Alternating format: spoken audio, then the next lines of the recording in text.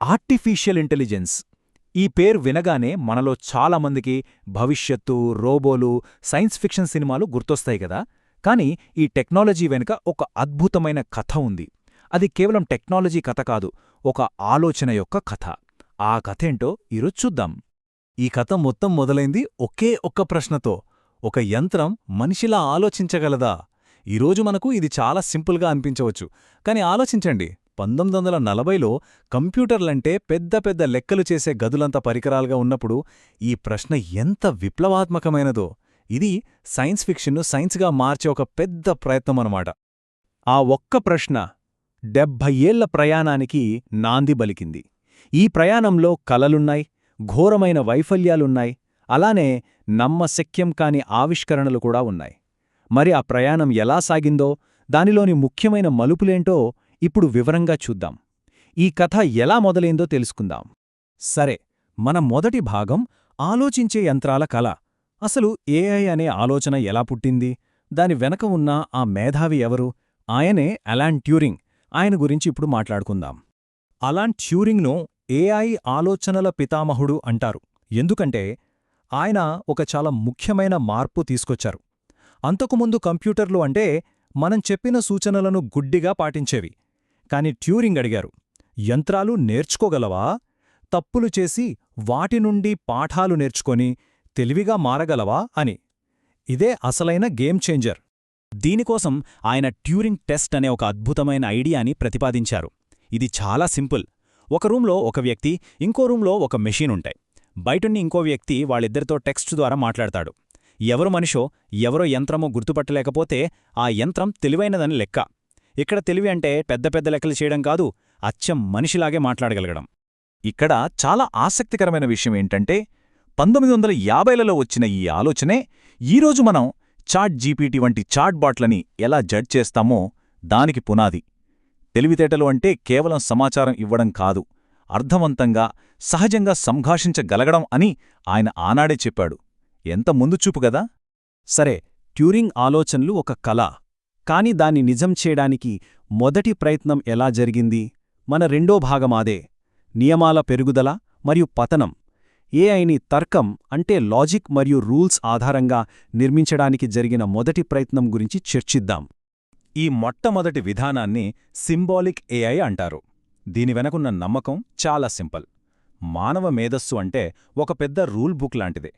ప్రతి పరిస్థితికి ఒక నియమం ఉంటుంది. దాన్ని కంప్యూటర్కు ప్రోగ్రాం చేసి నేర్పిస్తే చాలు, అది కూడా మనిషిలాగే తెలివిగా ప్రవర్తిస్తుంది. అంటే ఇఫ్ ఇది జరిగితే దెన్ అది చెయ్యి అన్నట్టు. ఉదాహరణకు ఈ స్లైడ్లో చూపినట్లుగా ఉష్ణోగ్రత 100 కంటే ఎక్కువగా ఉండి దగ్గు కూడా ఉంటే అప్పుడు ఫ్లూ ఉండే అవకాశముంది. వినడానికి చాలా సింపుల్గా ఉంది కదా. కానీ నిజ జీవితంలో ప్రతి చిన్న విషయానికి ఇలాంటి వేల లక్షల నియమాలను రాయడం ఎంత కష్టమో ఒక్కసారి ఊహించండి. అయినా శాస్త్రవేత్తలు ప్రయత్నించారు. కాని ఈ విధానం ఘోరంగా విఫలమైంది. ఎందుకంటే ఆనాటి కంప్యూటర్లు చాలా స్లో, వాటికి మెమరీ కూడా తక్కువ. లక్షలాది నియమాలను రాయడం, మెయింటైన్ చేయడం అసాధ్యంగా మారింది. అన్నింటికన్నా ముఖ్యంగా ఈ సిస్టంలో కొత్త విషయాలు నేర్చుకోలేవు.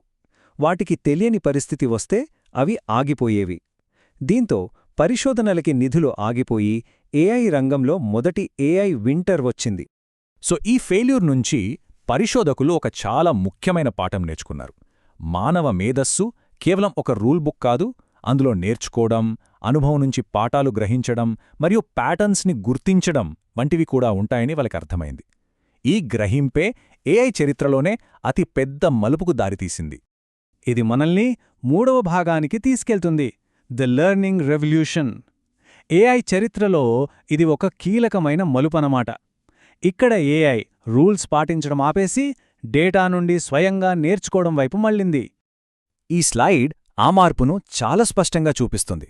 చూడండి, రూల్ బేస్డ్ ఏఐలో ప్రతి రూల్ని ఒక మనిషి రాయాలి. కానీ మషీన్ లెర్నింగ్లో ఏఐ అపారమైన డేటాను చూసి దాని స్వంత రూల్స్ని అదే కనుగొంటుంది. ఇది ఏఐకి మెదడుని ఇవ్వడం లాంటిది. ఒక ప్రోగ్రామర్ నుండి ఒక టీచర్గా మారడం లాంటిది.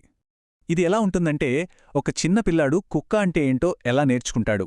ఎవరో ఆ పిల్లాడికి కుక్కకు 4 కాళ్ళు, ఒక తోక, 2 చెవులుంటాయి అని నియమాల పుస్తకం ఇవ్వరు కదా. బదులుగా ఆ పిల్లాడు చాలా కుక్కలను చూస్తాడు, వాటి మధ్య ఉన్న పోలికల్ని గమనించి ఒక ప్యాటర్న్ని మెదడులో క్రియేట్ చేసుకుంటాడు. మెషీన్ లెర్నింగ్ కూడా అచ్చం ఇలాగే పనిచేస్తుంది, అనుభవం నుండి నేర్చుకుంటుంది. ఈ ప్రయాణంలో కొన్ని చాలా ముఖ్యమైన మైలురాళ్లున్నాయి. 1990లలో ఇంటర్నెట్ వల్ల డేటా పెరగడంతో మిషీన్ లెర్నింగ్ పాపులర్ అయింది. తర్వాత 2012లో అలెక్స్నెట్ అనే మోడల్ ఇమేజ్ రికగ్నిషన్లో అప్పటి రికార్డులన్నిటినీ బద్దలు కొట్టింది. ఇది డీప్ లెర్నింగ్ ఎంత శక్తివంతమైనదో ప్రపంచానికి చూపించింది. ఆ తర్వాత 2015లో ట్రాన్స్ఫార్మర్ ఆర్కిటెక్చర్ వచ్చింది. ఇదే ఆధునిక ఏఐకి, ముఖ్యంగా చాట్ జీపీటీ వంటి మోడళ్లకు వెన్నెముక. అయితే ఈ విప్లవానికి ఒక హార్డ్వేర్ ఆవిష్కరణ చాలా కీలకం. అదే జీపీయూ, అంటే గ్రాఫిక్స్ ప్రాసెసింగ్ యూనిట్. సింపుల్గా చెప్పాలంటే సిపియు ఒకే పనివాడు పనులను ఒకదాని తర్వాత ఒకటి చేసినట్లు, కాని జీపీయూ వేలాది మంది పనివాళ్లు ఒకేసారి వేర్వేరు లెక్కలు చేసినట్లు. డీప్ లెర్నింగ్ అవసరమైన ఈ అపారమైన కంప్యూటింగ్ శక్తిని జీపీయూలు అందించాయి. ఇది లేకుండా నేటి ఏఐ సాధ్యమయ్యేది కాదు. ఇప్పుడు మనం ప్రస్తుత యుగానికి వచ్చేశాం. ఏఐ యొక్క అత్యంత ఉత్తేజకరమైన దశలోకి అడుగుపెడుతున్నాం. మన 4వ భాగం, ది జెనరేటివ్ ఎక్స్ప్లోజన్. ఇక్కడ ఏఐ కేవలం సమాచారాన్ని గుర్తించడం, వర్గీకరించడం నుండి కొత్త కంటెంట్ను, కళను, సంగీతాన్ని సృష్టించడం వైపు అడుగువేసింది. ఈ మార్పును అర్థం చేసుకోవడానికి ఈ పోలిక భలే ఉంటుంది. పాత ఏఐ ఒక సెక్యూరిటీ గార్డ్ లాంటిది. అది ఒక ఫోటోలో పిల్లి ఉందో లేదో గుర్తిస్తుంది. కాని జెనరేటివ్ ఏఐ ఒక కళాకారుడు లేదా రచయిత లాంటిది. అది రెక్కలున్న పిల్లి చిత్రాన్ని గీయగలదు, లేదా దాని గురించి ఒక కవిత రాయగలదు. ఇది కేవలం గుర్తించడం కాదు, సృష్టించడం. ఎంత పెద్ద మార్పు కదా ఇది! ఈ కొత్త సృజనాత్మక శక్తి వెనుక ఉన్న టెక్నాలజీనే లార్జ్ లాంగ్వేజ్ మోడల్ లేదా ఎల్ఎల్ఎం. ఇది పుస్తకాలు, వెబ్సైట్లు, ఆర్టికల్స్, ఇలా ఇంటర్నెట్లోని అపారమైన టెక్స్ట్ డేటాపై శిక్షణ పొందిన ఒక భారీ న్యూరల్ నెట్వర్క్. దీని ద్వారా అది భాష, జ్ఞానం, తర్కం మరియు మానవ సంభాషణ యొక్క నమూనాలను నేర్చుకుంటుంది. సింపుల్గా ఒక పదం తర్వాత ఏ పదం వస్తుందో ఊహించడం ద్వారా ఇది పనిచేస్తుంది. ఆ తర్వాత వచ్చింది 2022. ఈ ఒక్క సంవత్సరం ప్రతిదీ మార్చేసింది.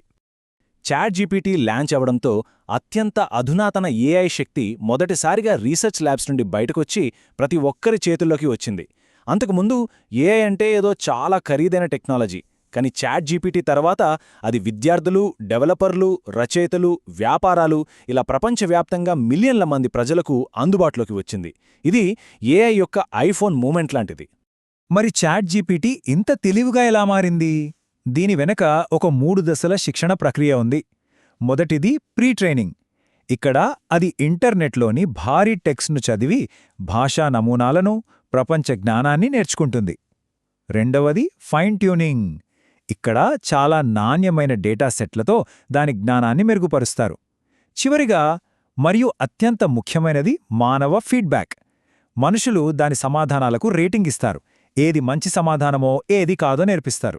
కాబట్టి మనం ఇప్పటివరకు చూసిన ఏఐ ప్రయాణాన్ని ఒక్కసారి రివైండ్ చేస్తే, యంత్రాలు ఆలోచించగలవా అనే ఒక ఫిలాసఫికల్ ప్రశ్నతో మొదలై విఫలమైన రూల్ బేస్డ్ సిస్టంల నుండి, డేటా నుండి నేర్చుకునే సిస్టంల వైపు, మరియు ఇప్పుడు కొత్త ఆలోచనలను, కళను, కోడ్ను సృష్టించగల సిస్టంల వరకు ఇది అభివృద్ధి చెందింది.